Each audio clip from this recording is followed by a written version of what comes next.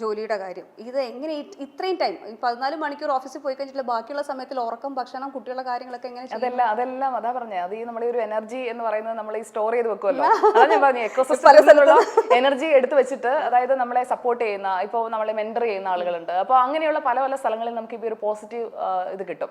ആ ഒരു പോസിറ്റീവ് ഓറ എന്നതിൽ ഞാൻ വിശ്വസിക്കുന്ന ആളാണ്. അപ്പോൾ ആ ഒരു പോസിറ്റിവിറ്റി ആയിരിക്കാം ഒരു പക്ഷേ ഇത്രയും ഒരു എനർജി തരുന്നത്. അപ്പോൾ ഓഫീസിലായാലും ഓഫീസിലെ കാര്യം കഴിഞ്ഞു കഴിഞ്ഞാൽ അതോടെ കഴിഞ്ഞു. പിന്നെ നേരെ വീട്ടിലേക്കാണ്. വീട്ടിൽ ചെന്ന് കഴിയുമ്പോഴത്തേക്ക് ആ ഒരു ദിവസത്തെ, അപ്പോൾ ഈ വൈകി ഇറങ്ങാനൊക്കെ വൈകുമ്പോഴേക്കും ഞാൻ നികേഷ് സാറോട് പറയണം, സാർ ചെന്നിട്ട് വേണം പാത്രം കഴുകാൻ. അപ്പോൾ കുട്ടികൾ ഉച്ചയ്ക്ക് വന്നിട്ട് സ്കൂളിൽ നിന്ന് വന്നിട്ട് കഴിച്ചതിന്റെ അടക്കം ഇങ്ങനെ ഉണ്ടാവുമല്ലോ, അപ്പോൾ ചെന്നിട്ട് വേണം സാർ പാത്രം കഴുകാൻ എന്നൊക്കെ അങ്ങനെയൊക്കെ ഞങ്ങൾ തമാശയായിട്ട് അങ്ങനെ പറയാറൊക്കെ ഉണ്ട്. അപ്പോൾ ഒരു വീടെന്ന് പറഞ്ഞു കഴിഞ്ഞാൽ ഒരു വീട്ടിൽ ഒരു സ്ത്രീക്ക് വേണമെന്നുണ്ടെങ്കിൽ എല്ലാ കാര്യവും മാനേജ് ചെയ്ത് പോകാൻ പറ്റും. ഒരു നമ്മൾ എടുക്കുന്ന നമ്മുടെ ഒരു എഫേർട്ട് എന്ന് പറയുന്നത് എങ്ങനെയായിരിക്കും എന്നുള്ള. പിന്നെ കുറേ കാര്യങ്ങളൊക്കെ, അപ്പോൾ എല്ലാ കാര്യവും പെർഫെക്റ്റ് ആയിട്ട് ചെയ്ത് ഇങ്ങനെ പോകുന്നു എന്നല്ല. ഞാൻ വീട്ടിൽ തുണിയൊക്കെ കൂട്ടിയിടും, അതിന് സമയം കിട്ടുമ്പോൾ മടക്കും. അല്ലാതെ ദിവസവും എല്ലാം എടുത്ത് കറക്റ്റ് തേച്ച് മിനിക്ക് വെച്ചിട്ടൊന്നും അല്ല വരുന്നത്. എന്നാലും ചെയ്യാൻ പറ്റുന്നതിന്റെ മാക്സിമം ചെയ്യുക എന്നുള്ള. പിന്നെ എൻ്റെ കുട്ടികൾ, എൻ്റെ 2 മക്കളും അവര് എൻ്റെ ഈ ഒരു ജോലി എന്താണെന്ന് മനസ്സിലാക്കി വളർന്നു വന്നവരാണ്. ഹസ്ബൻഡും എന്താണ് എൻ്റെ ജോലി എന്ന് മനസ്സിലാക്കി എന്നെ വിവാഹം കഴിച്ച ആളാണ്. അതുകൊണ്ട് ഈ പറയുന്ന രീതിയിലുള്ള ഒരു ബുദ്ധിമുട്ട് അതിനകത്ത് വരുന്നില്ല. എന്നാലും ചില ഹിക്കപ്സ് ഒക്കെ ഉണ്ടാവും കേട്ടോ, മനുഷ്യരല്ലേ. അപ്പോൾ എല്ലാം ചെയ്ത് തീർക്കാൻ പറ്റിയില്ലെങ്കിൽ ഇതെന്താ നീ ഇതൊന്നും ശ്രദ്ധിക്കാത്തതൊക്കെ ചോദിക്കും എന്നോട്. അപ്പോ അങ്ങനെയൊക്കെ ചോദിക്കാത്ത സൽഗുണ സമ്പന്നനെന്ന് പറഞ്ഞ് ഞാൻ ടാഗൊന്നും കൊടുക്കില്ല. ചോദ്യങ്ങൾ വരും, പക്ഷേ ചോദ്യങ്ങളെ നേരിടാൻ എന്നും സുജയ്ക്കറിയാലോ നിലപാട്. അപ്പോൾ അങ്ങനെ ചോദ്യങ്ങളൊക്കെ വരും. അപ്പോൾ മാത്രമല്ല ഇവിടെ എല്ലാ ആഴ്ചയും ഞാനപ്പോൾ ആലോചിക്കുന്നത്, ഞാൻ പറഞ്ഞത് ഇതൊരു നെഗറ്റീവാണ്. അതായത് എനിക്ക് എല്ലാം ഓടിയെത്താൻ പറ്റുന്നില്ല എന്നുള്ളത് എൻ്റെ ഒരു നെഗറ്റീവ്. പക്ഷെ ഞാൻ അതിനകത്തെ പോസിറ്റീവ് കാണുന്നത്, എല്ലാ ആഴ്ചയും ആ ആഴ്ചയിലെ മുഴുവൻ ജോലിയും ചെയ്ത് തിരുവനന്തപുരത്ത് ഞങ്ങൾക്കൊരു വീടുണ്ട്. ആ വീട് മുഴുവൻ ഒറ്റയ്ക്ക് നോക്കുന്നത് ഈ പാവം ഹസ്ബൻഡാണ്. പാവം എന്നൊന്നും പറയണ്ട, മാറ്റിയേക്കാം, ഹസ്ബൻഡാണ്. അപ്പോൾ അവിടെ കാണിക്കുന്ന നമ്മൾ ആ ഒരു പാർട്ട് കൂടി കണ്ടുപോകണമല്ലോ. അപ്പോൾ ഒരു സ്ത്രീ ഇത്രയും ചെയ്യുന്നു എന്ന് പറഞ്ഞ് എന്നെ അങ്ങ് വലുതാക്കരുത്. അതിനേക്കാളും പണി അവിടെ എടുക്കുന്ന മറ്റൊരാളുണ്ട്. അപ്പോൾ ഈ ഫീമെയിൽ മെയിൽ നമ്മൾ എപ്പോഴും പറയുമ്പോഴേക്കും നമ്മൾ കരുതുന്ന സ്ത്രീകൾക്ക് മാത്രമേ ഇതൊക്കെ ചെയ്യാൻ പറ്റുന്നതാണ്. പക്ഷേ എൻ്റെ ഹസ്ബൻഡ് വീട്ടിൽ ബ്രേക്ക്ഫാസ്റ്റ് ഉണ്ടാക്കി അത് കഴിച്ച് ഓഫീസിലേക്ക് പോകുന്നു, അത് തിരിച്ചു വരുന്നു, തിരിച്ചു വന്നിട്ട് ആ വീട് മാനേജ് ചെയ്യുന്നു. അപ്പം ആ വീട്ടിൽ ഞങ്ങളില്ല, ഞാനും മക്കളും ഇല്ല. അപ്പോൾ ആ വീട് മാനേജ് ചെയ്യുന്നു ഹസ്ബൻഡ് ഒറ്റയ്ക്ക്. അതിനുശേഷം ഫ്രൈഡേ ഈവനിങ്സിൽ ഒന്നുകിൽ ഡ്രൈവ് ചെയ്ത് അല്ലെങ്കിൽ ട്രെയിനിൽ ബസ്സിൽ കയറി ലേറ്റ് നൈറ്റ് ആവും, രാത്രി 12 മണിയാകുമ്പോഴത്തേക്കും കൊച്ചിയിൽ ഭാര്യയും മക്കളെയും കാണാൻ വരികയാണ്. എന്നിട്ട് സൺഡേ നൈറ്റ് അല്ലെങ്കിൽ മൺഡേ മോർണിംഗ് ഏർലി മോർണിംഗ് തിരിച്ചു പോകണം. അപ്പോൾ ആ ഓട്ടം ഞാൻ കാണാതെ പോയിരുന്നു കഴിഞ്ഞാൽ, ഞാൻ അതിനകത്ത് ഒരു വാല്യൂ കൊടുക്കാതിരുന്നു കഴിഞ്ഞാൽ അത് ശരിയല്ല. സോ അവിടെ എന്നെ മഹത്വവൽക്കരിക്കേണ്ടതില്ല. കാരണം നമ്മൾ ഇത് രണ്ടുപേരും ചേർന്നുള്ള ഒരു കറക്റ്റ് ആയിട്ടുള്ള ഒരു ഇക്വിലിബ്രിയമാണ്, ഒരു സന്തുലിതാവസ്ഥ അവിടെയുണ്ട്. അതാണ് എൻ്റെ ഒരു വിജയ രഹസ്യം എന്ന് ഞാൻ പറയും. പലപ്പോഴും പല സ്ത്രീകൾക്കും ഈ പറഞ്ഞ പോലെ കരിയറിൽ ഒരു ഗ്രോത്തിന് വേണ്ടിയിട്ട് ശ്രമിക്കാൻ പറ്റില്ല. ആഗ്രഹം ഒരുപാടുണ്ടാവും, നല്ല പഠിച്ചിട്ടുണ്ടാവും, വളരെ ക്വാളിഫൈഡ് ആയിരിക്കും, ജോലി കിട്ടിയിട്ടുണ്ടാവും. പക്ഷേ കുട്ടികളാവുന്ന സമയത്ത് പിന്നെ ഒരു പ്രൊമോഷൻ പോലും വേണ്ട എന്ന് വെച്ചിട്ട് മതി ഈ പൊസിഷനിൽ ഞാൻ ഇവിടെ ഇരിക്കാം, കാരണം അടുത്തൊരു ലെവലിലേക്ക് പോയി കഴിഞ്ഞാൽ എനിക്ക് കൂടുതൽ സമയം അവിടെ സ്പെൻഡ് ചെയ്യേണ്ടി വരും. എൻ്റെ ഫാമിലിയുടെ കംപ്ലീറ്റ് ബാലൻസ് പോകും. ഹസ്ബൻഡ് ജോലിക്ക് പോകാനും ഒക്കെ സപ്പോർട്ടാണ്. പക്ഷേ ചിലപ്പോൾ കുക്കിങ്ങിൽ ചെറിയൊരു സഹായം ചെയ്തു എന്ന് വരും. പക്ഷേ കംപ്ലീറ്റ്ലായിട്ട് അവിടെ നിന്ന് മാറി നിൽക്കുന്ന സമയത്ത് നമുക്ക് സ്ത്രീകൾക്ക് തന്നെ ഒരു കുറ്റബോധമാണ്. ഈ ഞാൻ ഒരു കാര്യം പറയട്ടെ, ഞാൻ നേരത്തെ ജോലി ചെയ്ത സ്ഥാപനം 24, അവിടെ നിന്ന് ഡൽഹി ബ്യൂറോയുടെ ഒരു റീവാമ്പിന് വേണ്ടിയിട്ട് എന്നോട് അവിടെ റീജിയണൽ ഇൻചാർജ് ആയിട്ട് പോകാൻ പറഞ്ഞു. അപ്പോൾ എൻ്റെ 2 പെൺമക്കൾക്ക് വെക്കേഷനാണ്, സ്കൂൾ അടച്ച സമയമാണ്. കഴിഞ്ഞ മെയ് ജൂൺ മാസത്തെ കാര്യമാണ് ഞാൻ പറയുന്നത്. അപ്പോൾ എന്നോട് മെയ് 2-ാം തീയതി പറയുന്നു, സുജയ അവിടെ ഒന്ന് പോകണം, അവിടെയുള്ള കാര്യങ്ങളൊക്കെ നോക്കണം. അപ്പോൾ എനിക്ക് മക്കളെ കൊണ്ടുപോകാൻ പറ്റില്ല, കാരണം 2 പേരും ചെറുതാണ്. അപ്പോൾ ഞാൻ ഹസ്ബൻഡിനോട് ഇത് പറയുന്നു. ഹസ്ബൻഡിന് ഓഫീസിൽ പോകാതിരിക്കാൻ പറ്റില്ല. അപ്പോൾ ഹസ്ബൻഡിനെ ഈ ഓഫീസിൽ പോക്കും കുഞ്ഞുങ്ങളെ മാനേജ് ചെയ്യലും എങ്ങനെ നടക്കും, അതാണ് ഞാൻ പറഞ്ഞത്. അപ്പോൾ എൻ്റെ ഒരു സപ്പോർട്ട് സിസ്റ്റം, എൻ്റെ കൂടെ നിൽക്കുന്ന ഒരു സപ്പോർട്ട് സിസ്റ്റം ഉണ്ട് എന്ന് പറഞ്ഞു കഴിഞ്ഞാൽ നമ്മുടെ ഫ്രണ്ട്സ്. അപ്പോൾ എൻ്റെ ഹസ്ബൻഡിൻ്റെ ഫ്രണ്ട് ഉണ്ട്, ഹണി, വൈഫ് നിഷയുണ്ട്, അവരുടെ മക്കളുണ്ട്. അപ്പോൾ അവരിടയ്ക്കൊക്കെ വന്ന് ഇവിടെ തിരുവനന്തപുരത്തേക്ക് കുഞ്ഞുങ്ങളെ ആക്കിയിട്ട് ഞാൻ പോകുമ്പോൾ അവരുടെ അത്യാവശ്യ കാര്യങ്ങളിൽ അവരൊക്കെ വന്ന് സഹായിക്കും, അവരൊക്കെ വന്ന് ഇടപെടും. അപ്പോൾ ഞാനതാ പറഞ്ഞത്, ഞാൻ വളരെ ലക്കിയാണ്. എനിക്ക് ഒന്നല്ലെങ്കിൽ മറ്റൊരു കോണിൽ നിന്ന് ആരെങ്കിലും ഒക്കെ വന്ന്, അത് നമ്മൾ ഇടപെടുന്നതിൻ്റെ ഇതുകൊണ്ട് ആകാം, ആരെങ്കിലും ഒക്കെ വരും. അങ്ങനെ ഒറ്റപ്പെട്ടു പോകാറില്ല. ഒരു മാധ്യമധർമ്മം എന്ന് പറയുന്നുണ്ട്, പൊളിറ്റിക്കൽ ഒരു ജേർണലിസ്റ്റിന് കുറേ എത്തിക്സ് ഉണ്ട്. സോ ഇപ്പോൾ പോകുന്നൊരു മാധ്യമ കൾച്ചർ ആയിരുന്നില്ല സുജയ ഈ ഒരു ഫീൽഡിലേക്ക് വന്ന സമയത്ത്. നമ്മുടെ കേരളത്തിലെ മാധ്യമ കൾച്ചർ വളരെ സിമ്പിളായിരുന്നു, പക്ഷേ ഇപ്പോൾ വളരെ വലിയ രീതിയിൽ മാറ്റങ്ങൾ വന്നിരിക്കുന്നു. ഇനിയിപ്പോൾ 10 വർഷം കഴിയുമ്പോൾ അതിലും വലിയ മാറ്റങ്ങളുണ്ടാവും. ഈ ഒരു മാറ്റം ഏത് രീതിയിലാവണമെന്നാണ് സുജയ വിചാരിക്കുന്നത് അല്ലെങ്കിൽ ആഗ്രഹിക്കുന്നത്? ഞാൻ ആഗ്രഹിക്കുന്നത് ആ തുടക്കത്തിൽ പറഞ്ഞത് തന്നെയാണ്, പ്രോ പീപ്പിൾ ആകണം. അല്ലാതെ നമ്മൾ ബ്രേക്കിങ്ങിന് വേണ്ടി ബ്രേക്കിംഗ് എന്നുള്ളതല്ല. ആളുകളുടെ ജീവിതത്തിൽ നമുക്ക് ഇൻഫ്ലുവൻസ് ചെലുത്താൻ പറ്റിയിട്ടുണ്ടെങ്കിൽ ആളുകൾ നമ്മളെ ഇഷ്ടപ്പെടും, നമ്മുടെ മാധ്യമത്തെ ഇഷ്ടപ്പെടും, തേടി വരും. അപ്പോൾ ഇത്ര വർഷം പഴക്കമുള്ള ബ്രാൻഡ് എന്നുള്ള ആ ഒരു പാറ്റേൺ ഒക്കെ ബ്രേക്ക് ചെയ്യപ്പെടും ഇനി അങ്ങോട്ട്. ഇപ്പോൾ കണ്ടില്ലേ, ഞാൻ എന്തുകൊണ്ടാണ് ഞാൻ മറ്റൊരു സ്ഥാപനം ചൂസ് ചെയ്തതിന്റെ ഒരു റീസൺ ഞാൻ പറഞ്ഞു, അവിടെ അഡ്വാൻസ്ഡ് ആയിട്ടുള്ള ടെക്നോളജി വന്നപ്പോഴാണ്.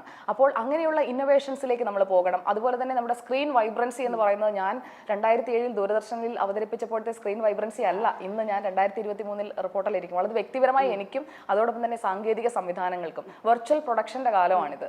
എത്രയെത്ര സാധ്യതകൾ ലോകം മുഴുവനുണ്ട്. അപ്പോൾ ഞാൻ ഈ കേരളത്തിലെ മാത്രം മാധ്യമങ്ങളെയോ അങ്ങനെയല്ല ഒരിക്കലും ഞാൻ കാണാറുള്ളത്. ലോകം മുഴുവൻ അറിയപ്പെടുന്ന ഒരു മാധ്യമ പ്രവർത്തകയാവുക എന്നുള്ളതാണ് എൻ്റെ ആഗ്രഹം.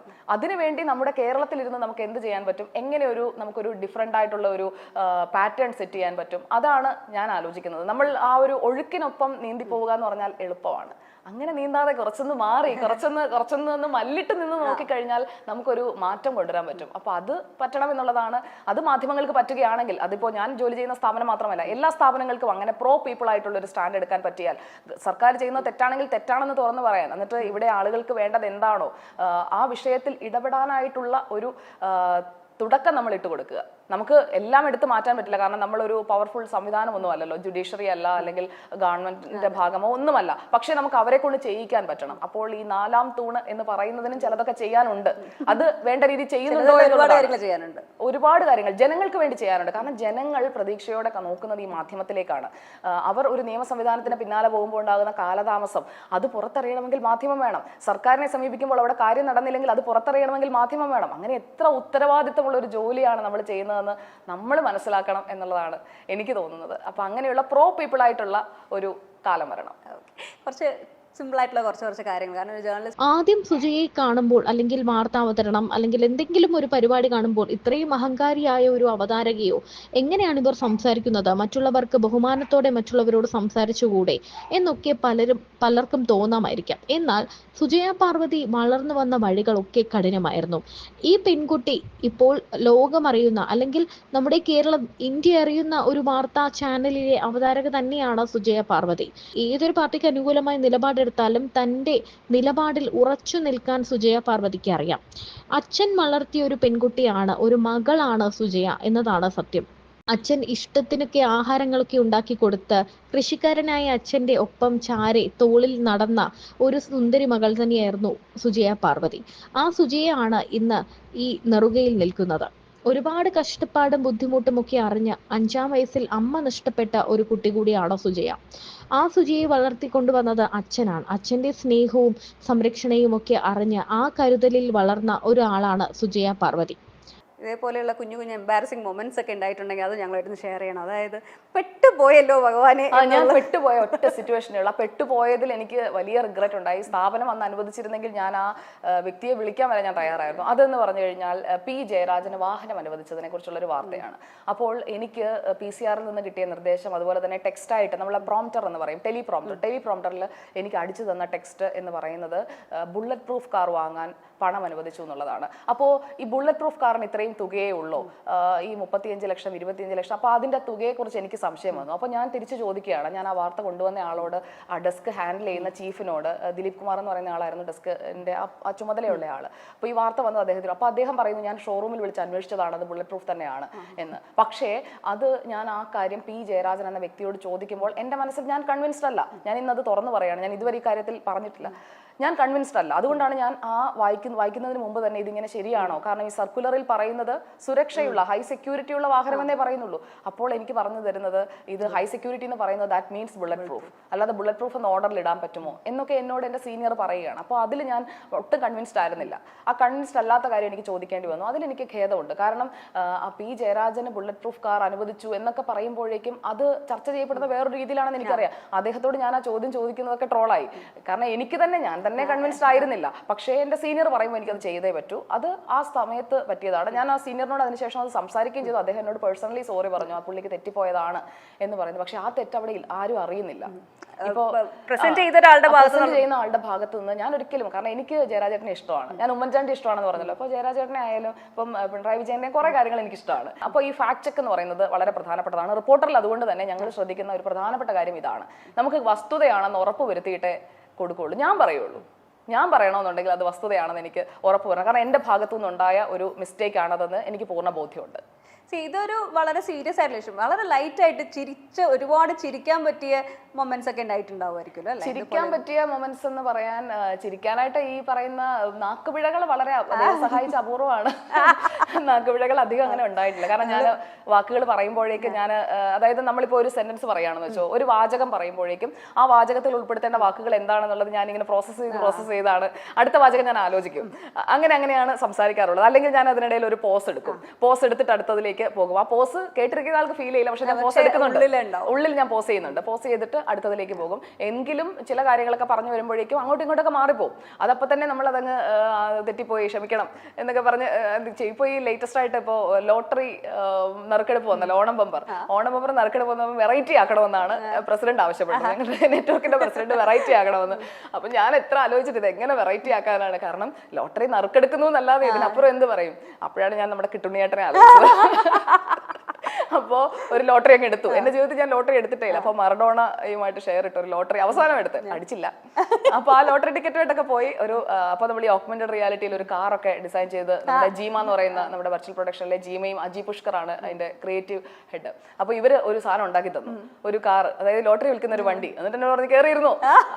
അപ്പൊ ആ കാറിലോട്ട് കയറി ഇരുന്നിട്ടായിരുന്നു പിന്നെ പ്രസന്റേഷൻ.